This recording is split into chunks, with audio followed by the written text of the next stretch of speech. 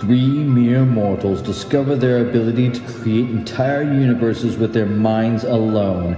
Upon discovering their abilities, these three, gods if you will, join forces to create the Dark and Stormy Nights, a supercharged team of creatives with the aim of helping artists and writers around the world while combating the forces of boredom and mundanity. They are the Dark and Stormy Nights.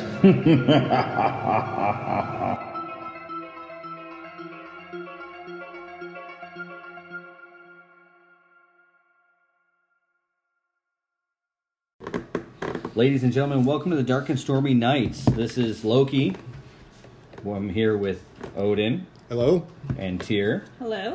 So, we're three writers, and I just want to tell you a little bit about us, seeing that this is the first episode, the inaugural episode, if you will. We started this show, our mission statement, I guess, is to grow as writers and create an interactive writing experience where we can share and work through the process and concepts of writing together. And, you know, get help or help each other with publishing tips and various ideas about writing, and like start a community, develop a community where we can all kind of share information, bounce ideas off of each other. Yeah, it's not always so easy to find this stuff or easily referenceable, you know, to start writing. So, well, I mean, some of it is feels intuitive, and some of it isn't. You know, like structures and things of that nature that feel dry, but are actually very useful to having something that actually comes out and feels organic enough to read. Sure. I mean, I'm a pure creative, but the structure does help. So, in case you hear a lot of creaking on the show, we are writing this on a pirate ship at the moment. So, don't be jealous. Just enjoy the show. So, do we want to talk a little bit about ourselves before we jump into this? Why not? Okay. So, all three of us are writers, at least in progress. We're all working on our own works as well as possible collaboration together. I mean, if we didn't want to talk about ourselves, we wouldn't write. I mean, that is what writing is. No one writes a book without really writing about themselves and their own experience. Sure, it's therapy. Well, for some, I suppose. Well, I mean, there's nothing more autobiographical than fiction. Escape, but okay, sure. So, I don't know, we came up with a couple of the common, I guess, Twitter interview questions that you would ask another writer. So, the one I commonly see is, when did you decide to become a writer? At what point in your life, or was there an event that triggered it? You know, what made you get into writing initially, I guess, right? Okay, well, I mean, it's kind of a hard question for me. I don't remember there being like any specific moment when I was like, I need to become a writer. But I've been an insane reader, like, gosh, since I was like 9 years old. I have devoured books and still do. And it's always been kind of an escape for me and a therapy. So I feel like I became a more serious writer. I mean, I've written poems and short stories and stuff since probably high school. But I mean, only in the past few years did I really like pick up writing more frequently, and actually following through and finishing books, because that was a huge thing for me. It was always, you know, starting and never finishing. Right. That was much more within, like, I would say the past like 4 or 5 years that I've actually become serious about it, and it really is. It is a therapy for me. Like, I find that I tend to get anxious and stressed out if I don't find time to squeeze in writing. Okay. Odin? Well, I was pretty much raised by television, so I've always loved story. But I would say the definitive point for me is when I switched schools in 3rd grade, and I was given a creative writing assignment, and it sucked, but it was a lot of fun. It was probably the first time I enjoyed school. Cool. I mean, I started out, I think mine may have started with school. I read a lot. Mostly I read science stuff, like real science, not like science fiction. Like, so my start was really in that. But then once you start to combine the two things and you realize what science fiction is as a kid, and you're like, wait a minute, like, you can shape reality with some of this. Like, when you realize that science in part was shaped by things like Star Trek, Right. you know, and then you're like, Well, I kind of slice both ways on that, but I can play God here. And then you start coming up Right, with yeah. cool stuff, you know, and then then you realize you can really play God and create entire universes sure. and stuff like that. So I mean, I Create think that's lives. yeah. I mean, and now I'm at the point of creating multiverses with entire ecologies and Right. economies and governments. It's like magic.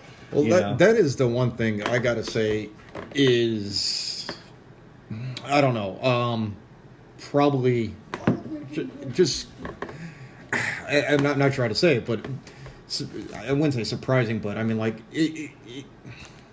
if you're not a writer, you would not understand how much you have to know. Yeah, if you have an idea about a profession or a world or anything that you don't actually know about, and you start Googling that, you're going to have to become a master if you're going to sell it. Oh yeah. You have to be able to pass at least a casual person with interest in that field to sell it to them. Oh, and God forbid anybody ever see my search history. I mean, well, yeah, that's the thing. Yeah, I mean, just poisons alone. I mean, there's probably so many things that'll get you. I had to Google how much blood you can lose before you die. So. How to make gunpowder, how to make bombs, what the list of every gun ever made. I think you can lose 6, but ingest 1. Blood in just one? Pints. So I believe that's right. I come didn't in get points? that far. Pints? They come in points. So I think we all kind of addressed the why then, right? I mean, for me, a little bit ego and escapism and what have you. Oh, definitely. But it's also therapy for me, right? I get really anxious when I'm not creating stuff. I mean, I've been like an artist my whole life, not just writing, you know. But if I'm not creating some form of art, I'm going nuts. And writing's probably the cheapest art you can do. Right. I feel like I had music more when I was younger, so I Right. feel like maybe that is kind of kept me sane back Right. when I was younger. But as an adult, I really didn't keep up with that, and like writing kind of became a need. Right. So you're seeing writing as like the soccer ball. It's the cheap in.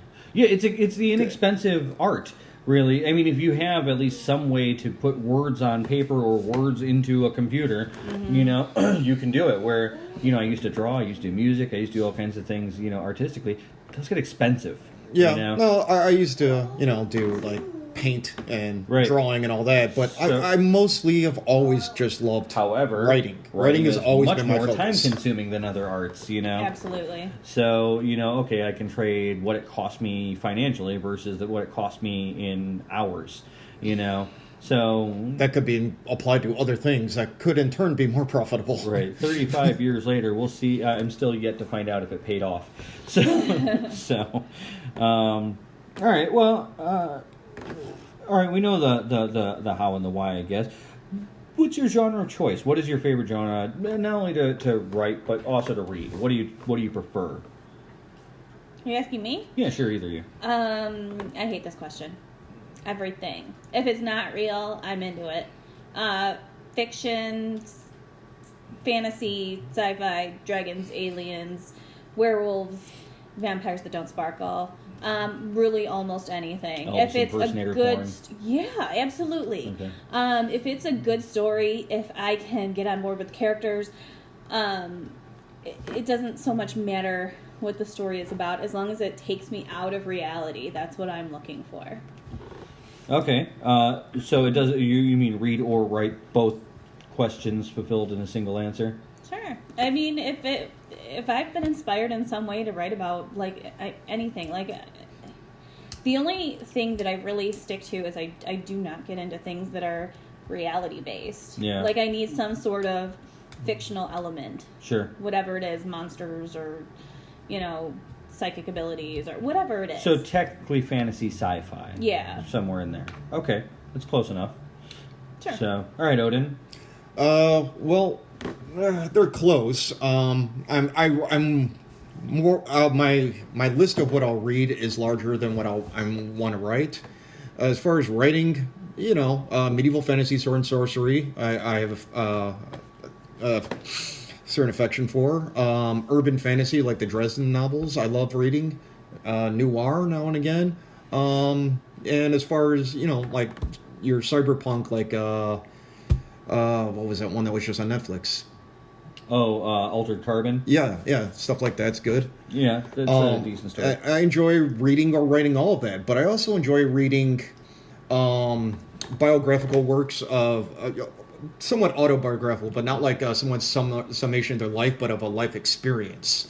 Like Oliver Sacks when he was talking about hallucinations, or the guy who wrote Man Seeking God, where he's going through drug experiences and trying religion while traveling the world, because a lot of those are a lot more comedic than people expect them to be. Yeah. And it's interesting slice of life stuff, Yeah.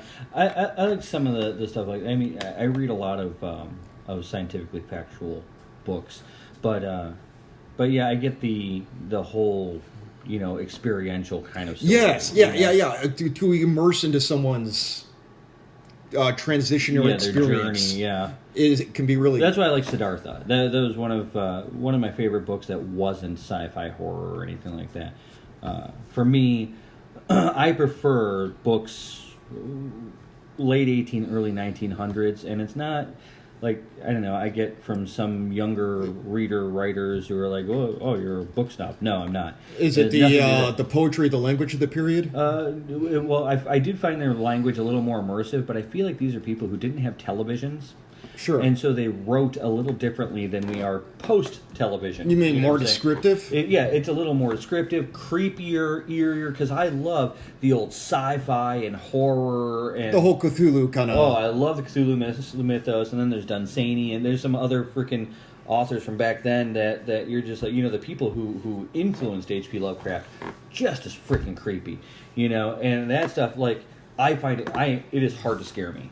It is very hard to scare me. I'm usually the guy laughing at a freaking horror film because it is so cheesy. Well, I think that's because we're jaded and the writing's gotten lazy. Horror movies aren't typically well written or acted. But their willingness to play with the uncanny divide like it's a cat and a mouse. Right.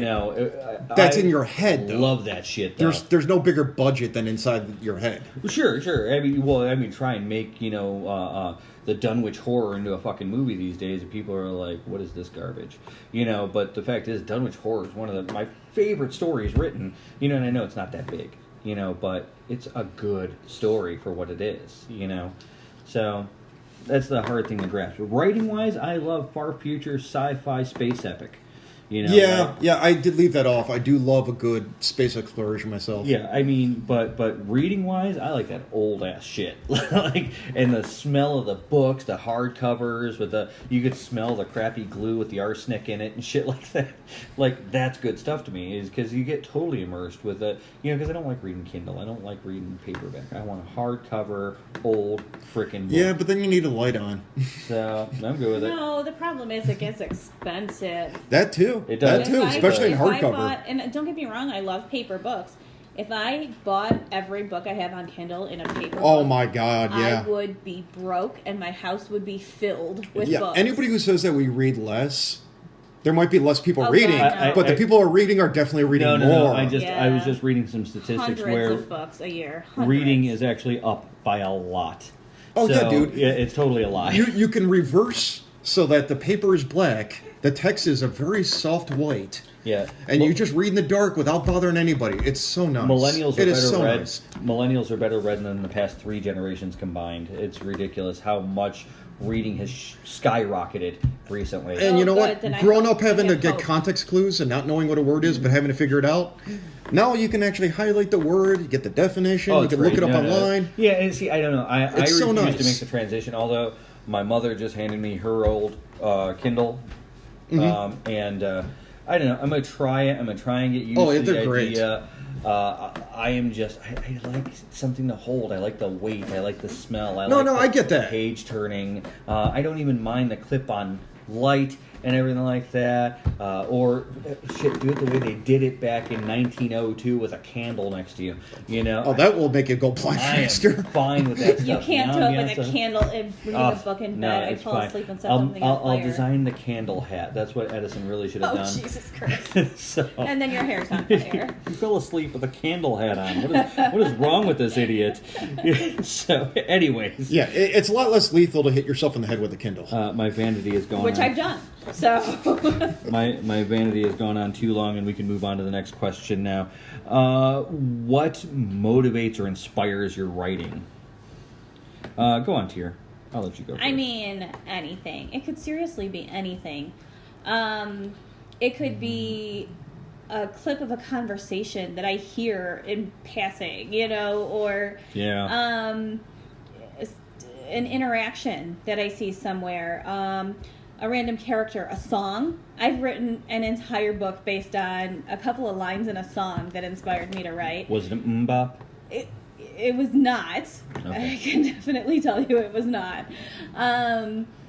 Sometimes it's just a story or a show or a movie that I thought went in the horribly wrong direction. Right. You try to fix it? Yeah. Oh, God, no. You did that wrong. Right. Right. And you try to fix it and rewrite it or whatever. And sometimes it's just, a random thought. What if pops that's how into your alternate head. realities are born, right? Right? It's not like that every possibility changes. A writer read the story and they're like, no, No, that's and not they how write it it works. in a different way. No, but I mean, and most often it's just honestly some random thought or piece of a conversation that'll just pop into my head, and from there it grows into a story. Most often that's the case. I'm just zoned out and like something pops into my head and takes on a life of its own. All right, what do you think, Odin? What motivates, inspires you? Well, largely her answers. But it's not just that. You copy off her paper? Well, no, I mean, it felt like she was in my head, but... Probably true of most people. But, no, yeah, there's a lot of, why did you go left? Really, with that. Yeah. You zagged when you should have zigged. But on top of that, sometimes because... when I think about, like, how would this sci-fi or fantasy genre be true? When you think about how that technology would come about or how would magic work. Oh, I overanalyze the hell out of stuff yes, like that. and sometimes, yeah, it could get pedantic and boring. But sometimes that shit is really interesting. Sure.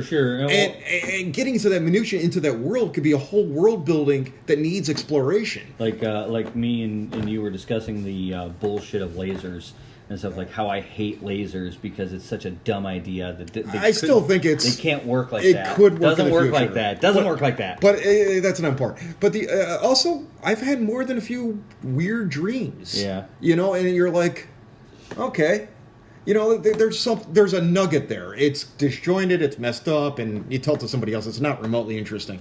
But there's a nugget that you could build off of. I don't know. Most people change the sheets after getting that nugget. Well, that's not really the stories I'm looking to write, but So that's what motivates and inspires you? Trying to do better, or having a love of a genre and just going, yeah, but what if you did this, or what if you did it better than that? So I'm the only one with cocaine, whiskey, and ADHD? All right, I see how you guys are. I don't know. Some of my fever dreams could probably rival those. I don't actually. I can't afford cocaine. I don't. I'm kidding. I don't do cocaine. I grind up unicorn horns and snort that. There you go. But a few writers can afford coke. So yeah. I can't afford unicorns, so. Who affords them? You just smack them over the head in the wild and take them home. So. It's not cocaine. Usually only virgins are supposed to get that close. You just find them at a bar at the end of the night. For some reason, they're always there. Anyways. No, I find similar reasons. However, I don't find myself questioning other authors as much as you guys do. I often accept what an author has written. However, not so much in TV shows. So, like, if I'm watching TV, and I don't watch a lot of TV. In fact, I don't even have, like, normal. I'm not a hipster. I just watch Netflix and Hulu, and that's about the extent of my TV watching. No, every Hulu hipster, is TV. No, it's rebroadcast I TV. just say I don't have like cable or anything like that, because I'm not spending that much money on that garbage, So I'm going to have 130 channels and only one's going to ever have anything you want on it. No thanks. Yeah. But yeah, occasionally I'll watch a TV show, but usually I just stop watching the show after that. It's like, oh, you fucked up, bye. No, for me it's primarily authors. I'll read a book and I end up ticked off and I'm like, no, that's not right. You know what? I gotta say I probably agree with Loki more on this. There's not many books that I've read where I've enjoyed most of it and there was one big issue. It's usually in the world of movies or TV. Well, because they're lazy. See, that's funny because I really will. I don't watch a lot of TV, but movies, I kind of accept them for how they are. Well, I do feel that and I don't know. I might Maybe be being they feel a biased less dick movable. here. I feel to that me. like a written book usually. There's a world they built, and they have the time to explain it. Well, but with a movie, you know what? something gets cut out, and now it doesn't make any damn sense. I see your point there. Book writers, Like it feels like it's missing something sometimes.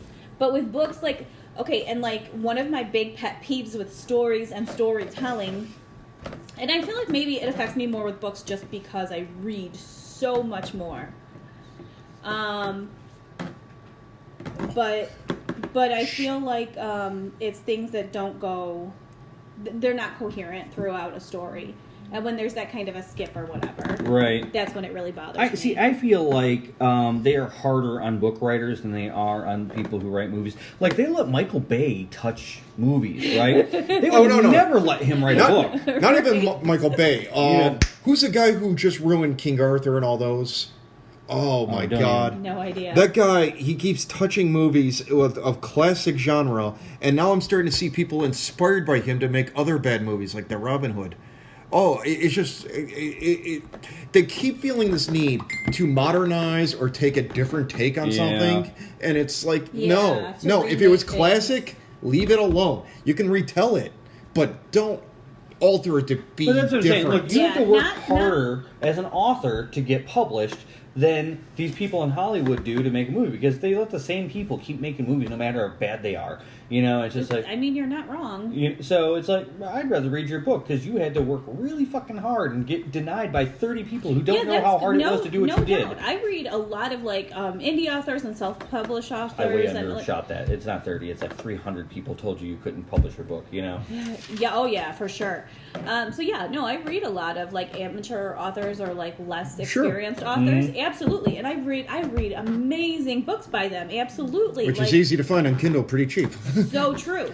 My only issue with some stories is just sometimes you feel like the story could have been so much more. Yeah. And in some cases, but my bigger issue. But I'm more forgiving because I paid $3 and I expected it out of this author. No, my bigger issue is when you can tell that they're like 3 books in and now they're making adjustments. Oh God! Like they built this world, and you go back and you're like, I know you didn't plan for that because it doesn't quite fit. As a world builder, though, I can kind of understand a little bit, and it's not because I leave things out of my world building. I give them some leeway, but when it's obvious, it irks me. If you do what I do with world building, you may never get anything written. So, because I am so that doesn't work that way. You gotta, rewrite this, and you need all these guilds and all this material to make this happen. And geology. And so you need to actually be an expert in every field of freaking science and sociology to make this happen. Well, that's the thing. Or you could write a damn story and decide later, I fucked it up. We'll kind of fix this back in, And that's the thing. It's if it blends okay, I don't have a problem with it. Like if you're in the future, not too hard. If you're in the modern, pretty damn easy. But yeah, you go and build a fantasy world of a whole different planet in an alternate timeline, and now you need to know everything. Yeah, your magic works one way, but this doesn't work with your magic system, or Yeah, those kinds of things, inconsistencies. But let's face facts. J.K. Rowling had a few of them in Harry Potter. We all forgave them for the most part because she wrote good characters in a compelling story. Well, that's the thing, I guess, right? You can make up a few things or whatever. But it was so undercooked. She retconned so many times. It was still overall There's like 4 good. different kinds of death in that story. And that's cool. If it's overall good, then whatever. That's the thing. We forgive it because there's enough to save it. Yeah, now, I don't know. Would you guys want her to go back and kind of rewrite it fixed? Would you watch? I'd be afraid. Or would you read it again, fixing it for what was? She'd piss more people off. That's what I'm thinking. I'm a fan of the term of death of the author. The finished book is your last word on it. Anything you say after the fact doesn't matter. Yeah. All I got to judge your work on is your work. So you go back and you redo it, you might ruin it. It's like a painter who doesn't know how to put down a brush. But that's what I'm saying. So you forgive the little things with the overall. And to be honest with you, I've read plenty of books where there's little typos or mistakes here and there, and like I'll see people write reviews where they're like all ticked off about, and it's minor stuff.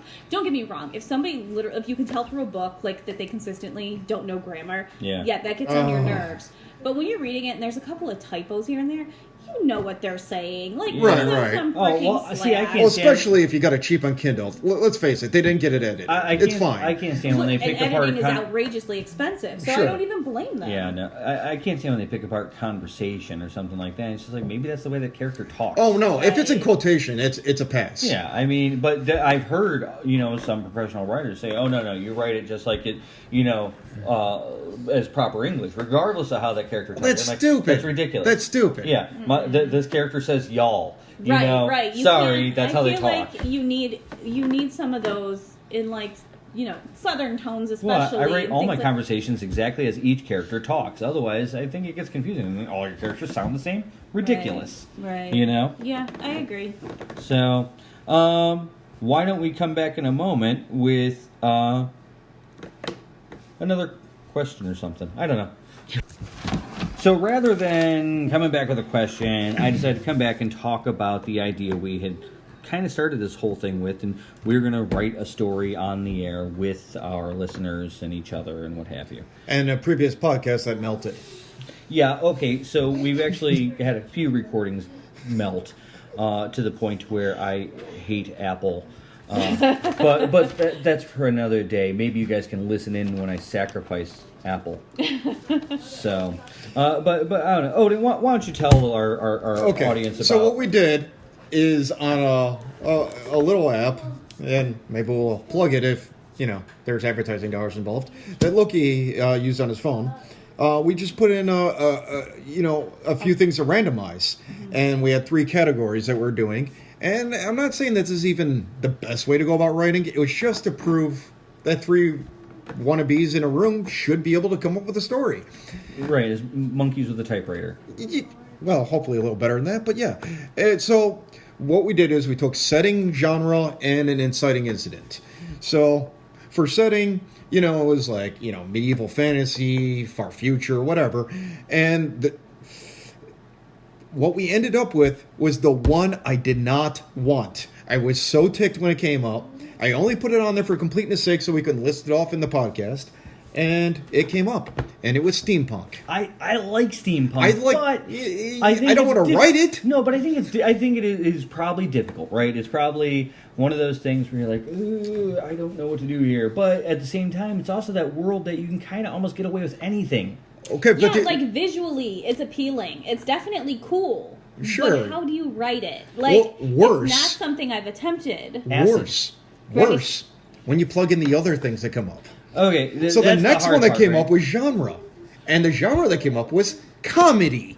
Well, that's the thing. Action adventure could have been great there, right? Absolutely. Even horror might have been interesting. That would have been... I could have wrote that a lot easier. But comedy?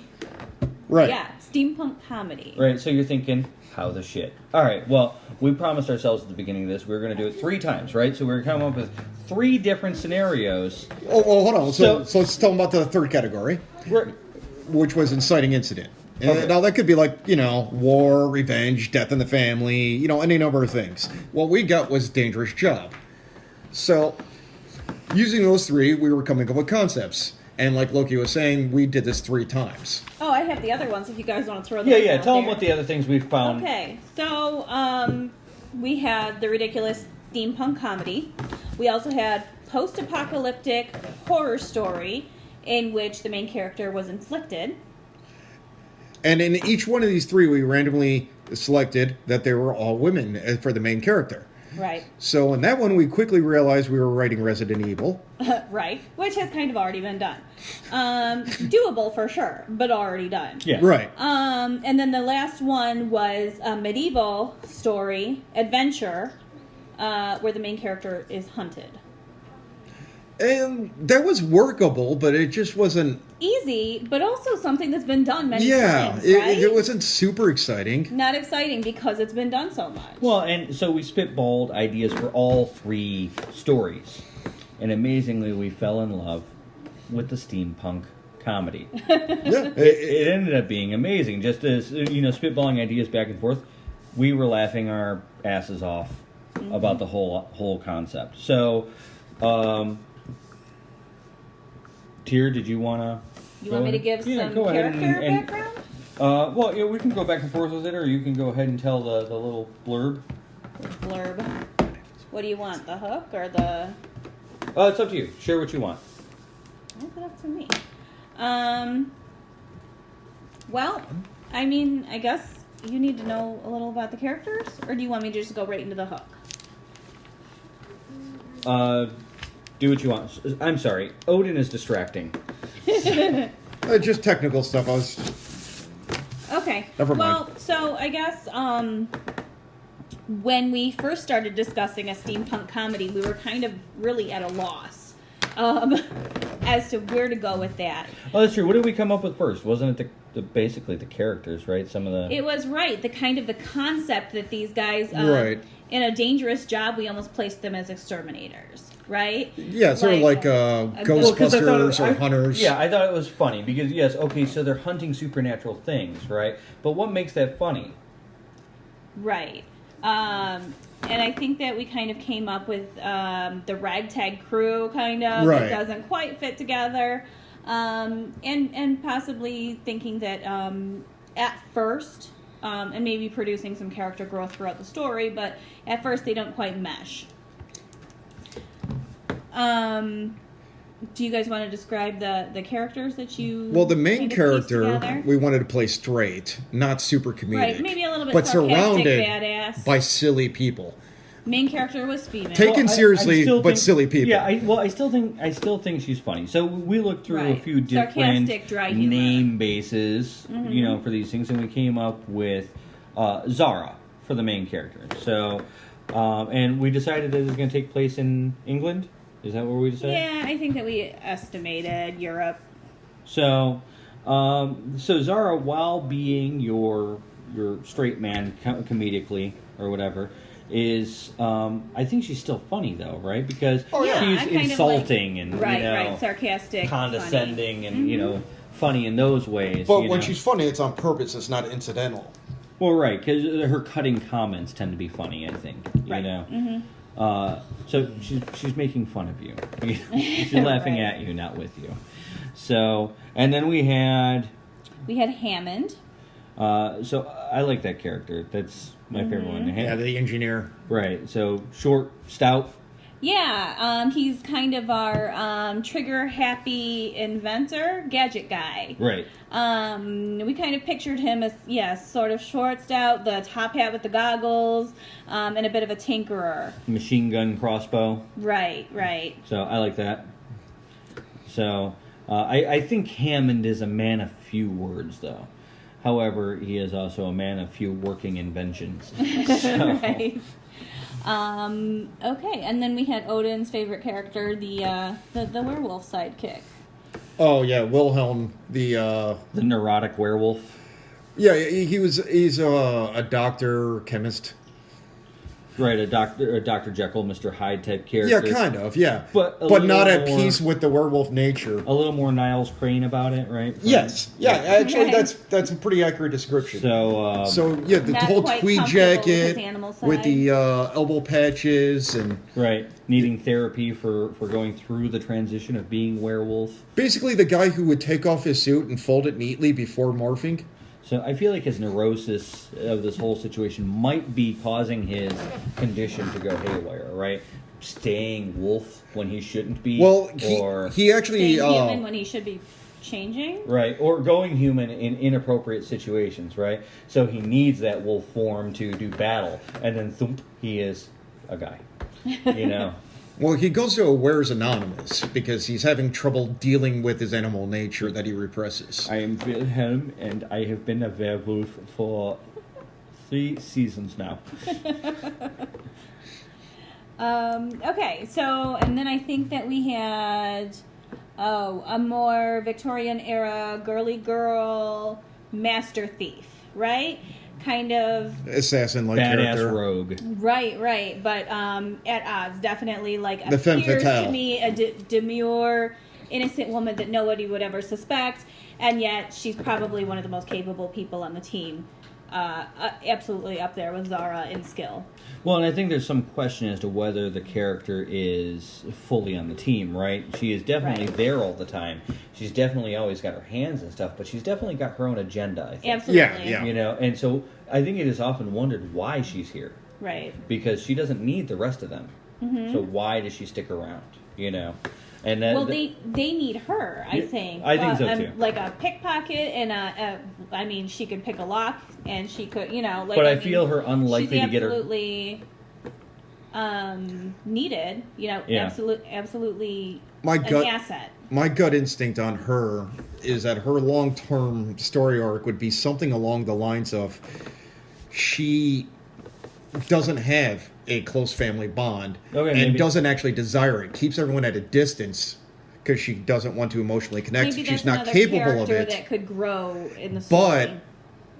But unbeknownst to her, she actually does feel connected to them, and while she's pushing them away and trying to keep herself distant, Now, at the same time, I feel her maybe She's- unwilling to get her hands dirty unless she absolutely needs to.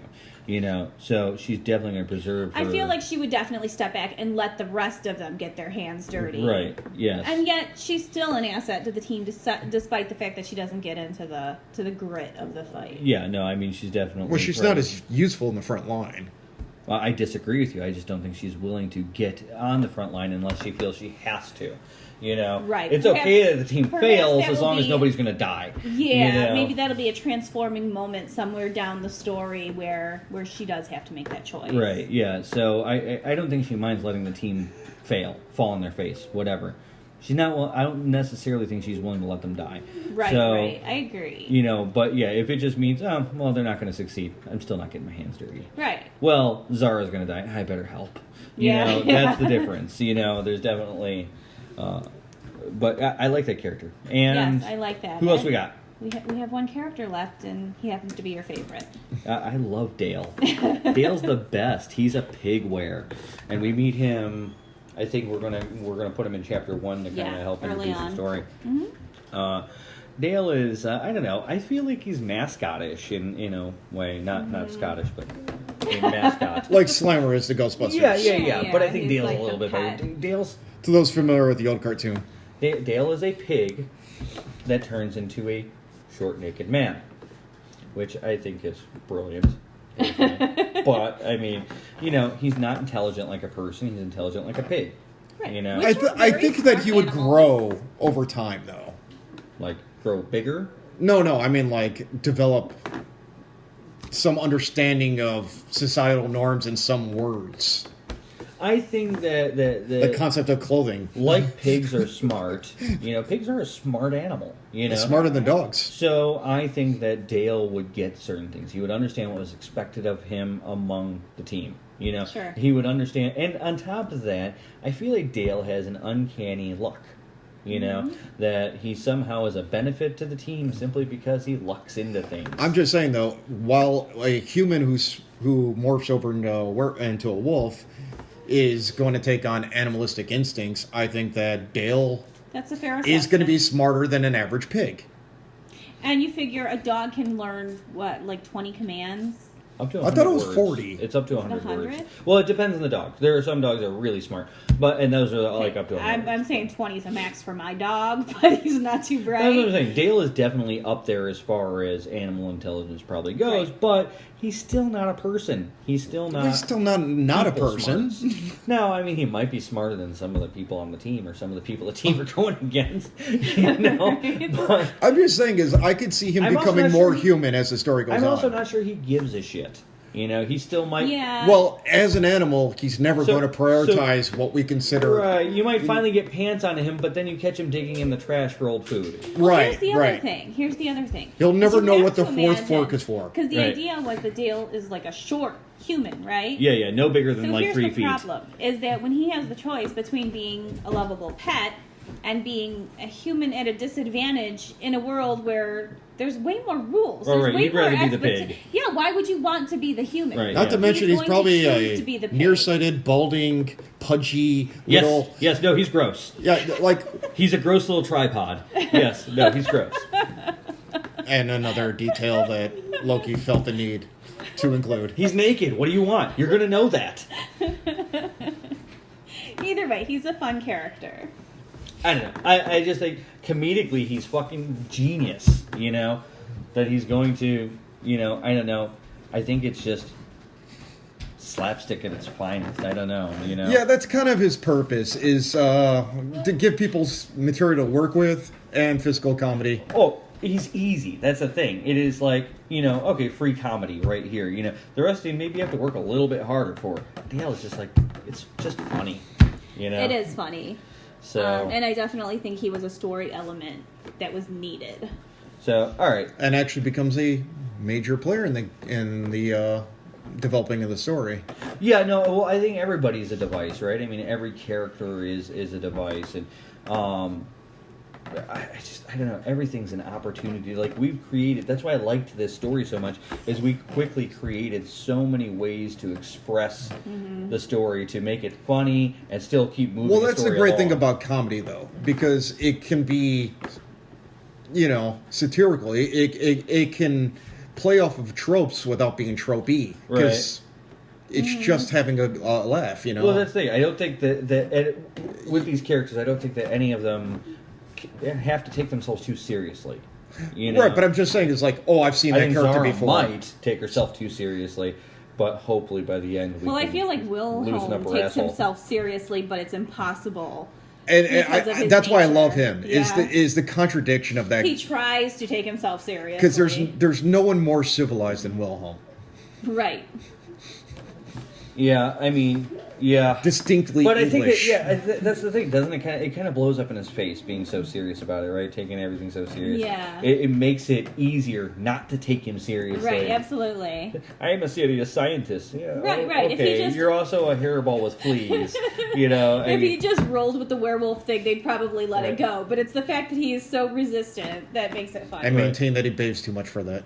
And maybe he might even have bald spots in his fur because of it, So, I mean, but that's what's funny about it, right? I mean, a little bit of realism to the situation, and you're like, yeah, you have bald spots, Maybe even get mange from all the whatever, the stressing and everything like that, Can you imagine them having to take Wilhelm to the vet? Like, can you find a vet that's willing to deal with this, And that's the problem. I think they'd have to take Wilhelm to the vet more than they'd have to take Dale to the vet. Dale don't care. He's carefree. Yeah, no, Dale's good. I think he might just wait till he's in human form. The indignity of that, I don't know that he could tolerate. Do the fleas come and go with the transformation, or does he just keep the fleas all the time? I'm not sure that he has fleas. I don't Flea- know. Flea bracelets instead of That's collars? the thing. He's a chemist. So Yeah, it's true. He might have thought of a way. That's not a bad thought. Maybe he invented like a Head and Shoulders like substance. or dry rub ointment. Yeah, something. Who knows? A powder he rolls around in. I don't know. I don't. Am I being condescending to werewolves? If there's any werewolves out there, I apologize. So, I don't know. So, let's take a break and we'll come back with the points we should hit with putting the story together. Yep, some framework. All right. Well, welcome back. Once again, I'm Odin. I'm Loki. I'm here. All right. We were going to talk about how to The story circle. the structure of the story. It's meat. Having an outline is extremely useful, but those outlines tend to have a formula, intended or not, that almost always comes out to play. Every story has a formula, whether you admit it or not. Even if you're a free-form writer, It's like beats and music. otherwise you're jazz, and jazz is awful. Right. No, it's true, because it's like It's actually. I like my funny. a story without some degree of structure can surprise you, but it may never have an end. Yeah, and sometimes you just wish it would end. You need a little harmony. The very first step isn't a step at all. Step 0. It's where you're at. It's home. It's the safe space. A place of normality. So basically, in a story, it's your first 12 minutes of a movie. Let's be honest. Normality can still be weird. Oh, yeah. And in this case, it most certainly is. We wanted to start the story off right in the action with werewolves and wizards and Right, because these people are used to pigs or something pig we're were. not used Right. So normal is a little chaotic. to. Right. But normal is whatever's normal for the world of the story you're telling. Right. So we're Or to the told- characters in that world. So that's the thing. You got to get us used to, or we got to get you used to, Right. what the normal world is for these people. It's the intro for the readers. Right. So if your Or main viewers. character rides dragons all day in a normal life, you got to let the reader know that's what happens. This Right, is right. normal. So I'm out on patrol on my dragon. Right. It's when the rabbit attack unicorns that show up that we get, a little out there. Right. Rabbit attack unicorns, right? You don't have any of those? No, I Okay. don't at No. the moment.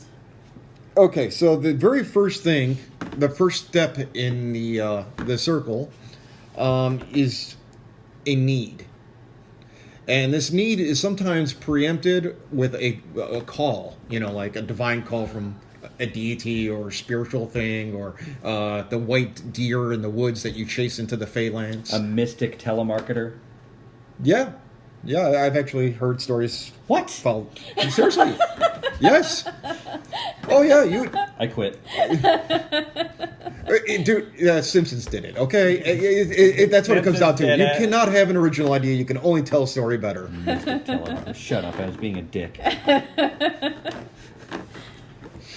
But yeah, an inciting incident can start off with things like that, but you can also refuse that call. You can go, no, God, I do not want to go on this journey. Right. But those are optional steps. The one step that is always there is a need. It could be a want, it could be desire, doesn't matter, but there's something that the main character needs. Yes. And in our story, that would be? Money. Yes. They are broke. And she's not used to that. They live in a decent house, but they're not the best exterminators. Yeah, lack of cohesion as a team has dampened their competitiveness in the field. And let's damaged say. their reputation. Right.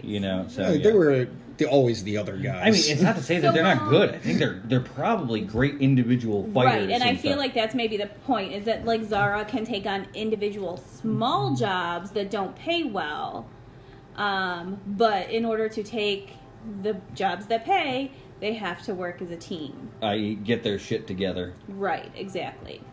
So yeah, I think that is, yes, find a need, fill a need. They need money. How do they fill that? Okay, we have the next one is also optional. Should you accept the call or start on that journey, you may run into a mentor. You just gotta be careful because you can accrue charges like 99 cents a minute if you accept the call. Well, okay. Sidestepping that, Obi-Wan is a great example of this. Wait, Obi-Wan? Old Ben. Oh, okay, gotcha. Well, Go he's on. not. The not giver, really called. he gives him the quest. wise He man. teaches Yeah, him yeah, the yeah. way. He gives him the holy weapon. The divine. I thought we decided that Leia was the call. That's Her true. hologram. Leia is the call. He's the mentor. Yeah. He's the mentor, yeah. Yeah. He's the Mentos. And sometimes that's, a spiritual character, the coyote or any number of things. Right. But once you move past that, the second real step is... That's interesting. What? Well, so Mary's there from the beginning, but maybe she's the mentor. Oh, yeah, that could be. It's know? interesting. I like it. So, because she's already tougher than the rest of the team, And pretty much. established. Well, Yeah. if she has a significant Professional. back history that we can bring up at some Yeah, point. we do need to explain why she's there because I'm still not sure why. Well, like I was saying, I Yeah. think there's some friendship bond that she doesn't want to admit to having. Yeah. Because Yeah. she doesn't want to need anybody. You're gonna wonder a little bit. Yeah. Also, they don't make her work too hard, I think. Right. So, Low expectations, yes. there you go. And free rent. But the second real step is the threshold. And that just means you're moving into an unfamiliar situation. Typically, this means you're going into the underworld, So this into is where hell, it's into gonna- the land of the spirits. Right, this is where it's going to get real weird for these guys, right? Because they're already living a weird life. So this got to be something fucking exceptional. Well, yes and no. Okay, see, the story circle can work two ways. It can be the overarching story, the main story, plot A story. Mate. Or it can be an episode story. It could be a Dan Harmon story. which is just the single arc of an episode. Okay, but that's 2 arcs, right? Because the way those kind of things work is you have the arc of the singular story, and you have the arc of the greater story that all those singular stories have. Right. And what I'm saying is that it doesn't always have to be going to the other world, or like Luke going out from the outer rim into the rest of the universe. Is freaking weird, okay, then the threshold is really weird. For the big story, yes. But for the small story, it can be an unfamiliar situation. Literally, opening making yourself vulnerable emotionally. Doing something that is out of your character. That is sufficient enough to be crossing a threshold. All right, so we got some openness to work with here, right? I mean, there's quite a few things this could mean. So from the threshold, though, do we have an idea of what we're going to do for the threshold? I mean, I kind of felt like the threshold was them trying to operate as a team. It's something they obviously so they need to be forced into a situation. At. They need to be forced into a situation where they have to work together, or a bigger bad than they've ever dealt with. Yeah, mm-hmm. Yeah. So they get confronted by something that really pushes them to the edge of, and they have to lose. Yeah, they do. They have to get their asses kicked, but not so bad that somebody dies. Maybe close. Unless you want to establish your character just to throw away. No, I don't like that. Do it for the Gipper. And somebody always feels ripped off, right? So, right. We don't need a Slipknot character. Okay. Well, after that, you have usually like a first trial test. You're in the other world, you're starting to adapt to the weirdness of that realm. Maybe you're in the dream realm and you're learning how to navigate it. Whatever it is. Where's the bathroom here? Right. You're starting to get used to it, and you're coming to and overcoming that first test. Okay. It could be like, the dragon at the gate, Cerberus, one of those scenarios. A gate guardian. Right. And then from there, depending on your interpretation, and there are many, if you go looking online for story circles, No, they're not a straight jacket. It's just a reminder to hit certain points. Right. And they all use different language, which may or may not speak to you. Like, I find that some wording of one circle works and one for another for a different step. And some people's circles are just because they're pretentious douchebags. And that's what I'm saying, is it's the language or the way that they phrase things may not make sense to you. There's probably another story circle out there that will. Right. And they're all really saying the same thing. But yeah, achieving your desire, hypothesis, stealing the elixir, meeting the goddess, the height. You get there, you grab that thing, and you get running. But then... That's what she said. You're being chased by that dragon again, or some other guardian thing on the way out. So it was Bebop the first time, Rocksteady the second. I believe this is the step that Joseph Campbell, the originator of the monomyth, which is what the story circle comes from, called the magic carpet ride. Getting the hell out of Dodge. It's the car chase in modern parlance. I love car chases. The next step is leaving, getting across state lines, returning back to reality, crossing that second threshold. So that mean we won? We beat the M-Boss? Or we haven't met him yet? Well, that in itself can be its own, just like a 1980s movie when cops couldn't talk to each other, and you cross that state line and suddenly laws didn't apply. It's a bit like that. It's a fight all the way to that line. Okay, so my end boss isn't quite dead yet. He may or may not be, yeah. He's probably still chasing you. Like you said, it's not a straitjacket. These are guidelines. Right. But then the next step, and this one, I'm not sure that I fully understand how it's a step, other than maybe describing it, but the main character having been changed, altered by the experience. Oh, well, you know what? It's easier. It's actually, I think the change is easier in those teen comedies and stuff like that, where everything went south, they redeem it, they come back just at the last minute. And is it the car ride conversation back? Yeah, it's the car ride conversation, the stopping to get a slushie and shit like that, I didn't get laid, but I learned a lesson, Right. But, and yeah, so they're slightly more grown up now. I got one pube now, Okay, and the last step is the first step, and it's no step at all. It's step 8, it's step 0, however you want to number it. And it's the new normal. And I was thinking about the best way to describe this, and there's only one that comes to mind that is one that everyone should understand. The end of Back to the Future. He comes back, he's changed, the world's changed, everything's different, but it's basically the same. Right. Establishing the new normal. That's okay. Yeah. I mean, well, that's the thing. So you're a little different now. So now, your best friend who happened to be, you happen to have a little bit of, crush on or whatever, now your boyfriend and girlfriend, or... You got the nice big black pickup truck. Yeah, now you got that lightsaber that you didn't have in the beginning of the story. And the ill-gotten, swollen ego. Now, like I said, the story can be the overarching story, or it can be a episodical character growth. Right, and we can, and some of the optionals, of course, too, is the sprinkling helpers throughout the story. Right. Like in a few, I can't. Like you might meet Obi-Wan before you cross the threshold, but that doesn't mean Obi-Wan didn't go with you on the ride. Right, or that hacker that got you into the enemy base, or what have you. So yeah, or sometimes there's some divine help in there, or whatever, where a really powerful being shows pity and hands you a little help. Usually that's a little earlier on, or what have you. But so yeah, there's a lot of optional steps in there. So, but then again, it's an optional step that you make it to the end. And in one story, you can tell the same circle over and over again. Sure. Like in Luke's journey, he probably went through that each time in every movie. I mean, the whole mentor thing would be Yoda. The unfamiliar situation, walking into the woods. He's actually had a few mentors throughout, so... That's what I'm saying. Yeah. It's like the circle can and does repeat. Right, and hopefully it gets a little better each time, so... Not always, but hopefully. So.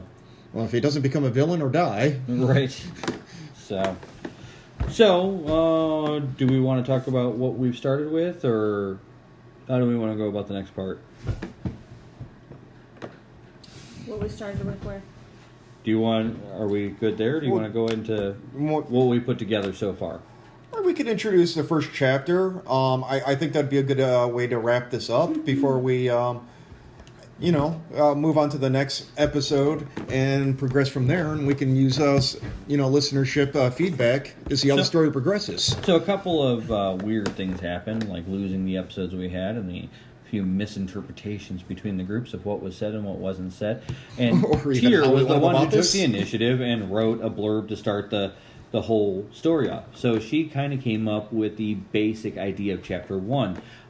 Probably a little more detailed than I can call basic, actually. But I think it's really good. I mean, it was essentially just supposed to be a blurb. So... Which I thought we were all doing, but... Well, yeah, and I thought we were going to come up with a basis for Chapter 1, and then we were going to write a blurb for Chapter 2. But that's fine. I think what you came up with was very good, and then we came up with little blurbs for following chapter ideas. So you want to go ahead and read the Chapter 1 you got? Want me to read this? Sure. Do you want me to start with my little Dark and Stormy night? Yeah, sure. Why not? Okay. Well, yeah. Just in keeping with the name of the show, I have a little precursor here. Rain beat against the barn, tapping out its angry pattern and demanding the attention of its unlikely occupants. The wind howled through the night, silenced only by the rolling thunder that overshadowed all else, and a bright flash of lightning split the otherwise pitch-dark night, momentarily illuminating the robed figures inside. Unease filled the barn owner as he glimpsed what could only be the glint of a blade in one of the figures' hand. The phone pressed to his ear shook in his trembling hand, and he whispered into the receiver so as not to be heard over the din of the storm. His plea for help finally heard by the only ones that could help him now, as an inhuman cry rang out in the night. Which, overdramatically, basically just said it was a dark and stormy night. I think it was good. Okay. Zara crouched in the darkness, tapping the bulky device fixed to her ear. The clunky comms device, one of Hammond's inventions, worked about 60% of the time at best, but it was better than nothing. Once the low buzz kicked in, she spoke to her ragtag team. Hold your positions until I scope out the situation. We have no idea what we're walking in on here, so stay alert and follow my lead. The words were barely out of her mouth before a screech pierced her ears. Yelling and the sound of commotion inside could have either been the marks or her team ignoring her orders. It was impossible to tell in the dark. With no time to waste, Zara burst into the barn, belatedly realizing that the damage to the door was probably coming out of her paycheck. Dark figures were darting around in the chaos, shouting, diving, and stumbling over each other as they chased what looked suspiciously like a pig covered in blood. No sooner did she take in the scene than a flash of lightning gave away her presence, and that of her team, who had clearly not stayed put. The robed figures immediately lost interest in the pig, turning on her team instead. 6-3 was hardly a fair fight, but Zara was no slouch, and she had a werewolf on her side. Kind of. Zara ducked a swing and noticed some of the targets escaping out of the back of the barn. Wilhelm blocked the exit, she grunted, trading blows with the only two formidable fighters these guys seemed to have. "I've got it," Hammond shouted back, aiming his newest invention at the back exit. He wound a few gears and flicked a switch before pulling back a spring-loaded slide and letting it go.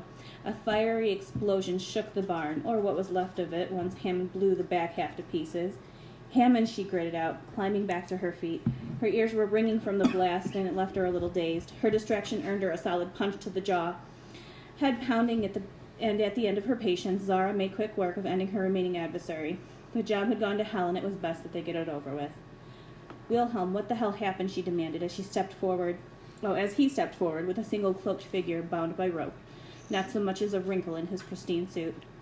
Wilhelm scoffed. "Well, I hardly see why you're getting angry with me. I managed our only capture. Honestly, I don't know what you people would do without me," he sniffed pretentiously as he brushed imaginary lint off his lapel. Zara growled in frustration. "You're a werewolf. You should have been able to take half of them out without breaking a sweat."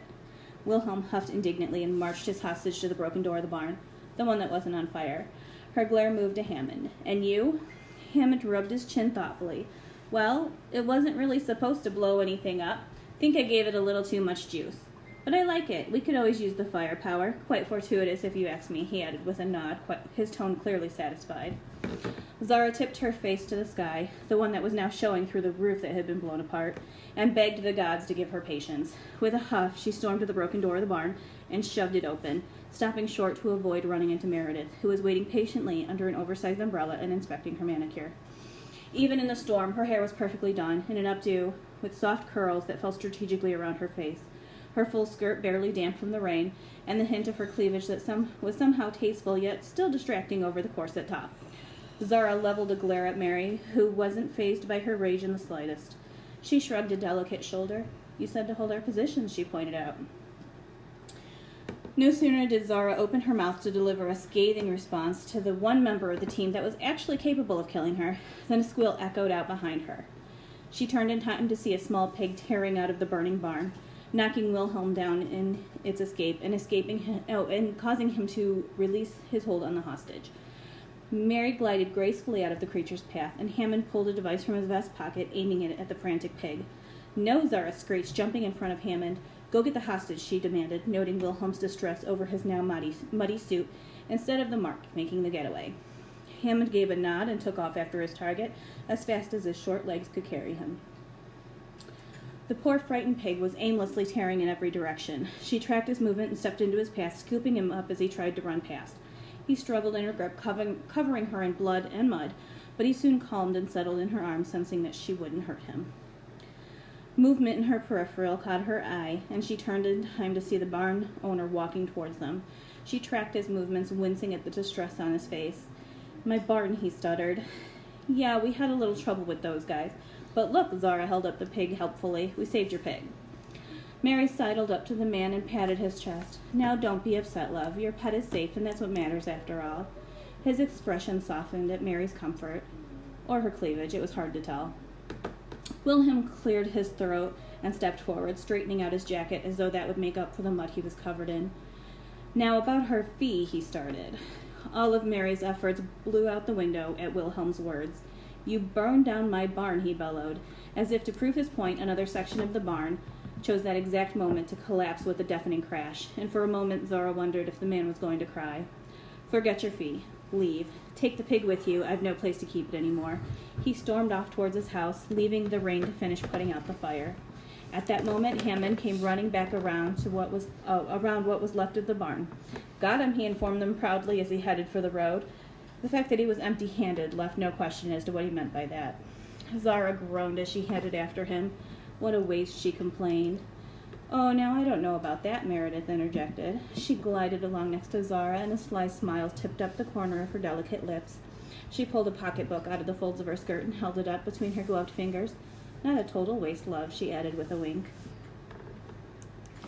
So I think that's a great start. And I think with a little bit of elaboration, that's a fantastic first chapter. And all that weirdness was still early stages of establishing normality. And I think that was a great establishment of how the team itself is dysfunctional, partially Right. because they are all actually really good at what they do. Too good, to the Right. point where I don't think they respect each other. Okay. You know, and Yeah, maybe they That's definitely fair. don't work together. yeah, they don't work well together because they individually could be great on their own. Right. You know, Sure. But as a team, every one of them thinks As a they're team, the star. they're all Fighter, capable. assassin, They have- engineer, Yeah. a scientist. They have the potential to be an amazing Right. team, but they don't work together. Right. So yeah, each of them thinks I should be the star here. I should be the most appreciated. Right. You know, so it kind of like, you know, throws a wrench in the works. All these egos smacking together. Right. Right. They can't come to a meeting of the minds because there's a big ego padding in the way. Right. You know. So I think what we were going to get to was where do we go from here, right? So we came up with a couple of scenarios of where we go from here, right? So I said we go one way, but what did we decide? We were going to use both of them, aren't we? Well, Are we going to do that? I think that there's an overarching plot involving a villain we want to introduce because you should always either spell it out or just have them casually pass by. But at some point, you need to introduce the villain so the reader can go, instead of throwing him in last minute. Right. So how do we want to do this? Are we going to let our listeners choose which thing we do next, or do we want to more say give your input on the things we've decided to do next? I have no problem with the choose your own adventure methodology, but we might want to establish more so that the I feel like choices we are more should- plentiful. Yeah, I feel like we Okay. should be into the story a little bit more before we start. Branching. Yeah. So are we going to talk about what's coming next, or are we just going to leave it Well, here and... I would like to see a little bit of the villain's day-to-day life, and I want to see a little bit of the hero's weird frat house kind of... So we're going to say from here, we're going to go to what? The villains next? Yeah, I we're agree bouncing with back that. and forth. So we'll establish normality for the villains next. Yeah. And then we'll come back and we'll actually introduce the characters in greater depth. I mean, Right. As it is third person, you know, we can bounce around on multiple sides. Sure. So Okay. I want to see a little of the villain. So we established the normality of the heroes, we'll establish normality for the villains, and then we'll actually do a better job introducing the characters on a I more agree, and individual I think basis. it's too early to Well- really feel like anything is established. Sure. when they're all in a party, especially in a combat scenario, it's hard for anyone to get a starring role. Yeah, all we really got is the conflict of them trying to work together, which I thought was great. I think that was an awesome flow and everything, and I could almost see the chaos caused by their own egos in that, which was great, you know? Yeah, you almost need a little bit of vignette of each one of them. That's what I'm saying. That's what I'm thinking that so the next part we do is normality for the villains, and then we do little vignettes following each of the characters just for a short period of time, and we can just use a connecting device for all I that. like And while we are wrapping it up, I don't want to bring up another point, but I just want to say, if anyone has seen it, Ventures 4 did an amazing job of having a lot of egos, a lot of characters, and yet nobody drowned out each other. Everyone got that spotlight, and it was brilliant. It is a great example of But how let's to do be that. fair here. It took them a lot of films. There is to a get lot of that good at backstory it. that you walked in with. But no, I'm not just saying that. They have not gotten. They've done a lot of bad writing up till now. Now I'm not saying yeah, that, yeah, I'm not here and saying there. that Marvel is bad. I'm saying that there have been Avengers a lot 4, of is that what you said? yeah. Yeah, no, I think it was brilliant how they had so many heroes and they didn't drown each other's voices. Star-Lord was a giant doofus and also really awesome. Yeah. Like, you know, they played it both ways and it worked. Yeah. It was... Now, I'm amazed by they've what they pulled definitely off. learned and gotten better over the years at doing this. I'm But just yeah, saying that was it's a great example of what that you was can a do. lot of heroes. Yeah, I think Yeah, there was some I don't overshadowing. think that our characters will clash or overshadow each other. I feel like they all have their parts that they play. Right. I'm just saying and like taking I said, turns shining. They could make a magnificent team if they worked together. Right. So if you guys listen to this whole thing, tell us what you think. Give us your input. We want to know, where you think it should go or what you think we need to add or change or fix or what have you. So otherwise, hit us up next show. Hey, thanks for listening. Check us out on Twitter at TheDarkStormyK1 and visit our webpage, thedarkandstormynights.home.blog. Thank you.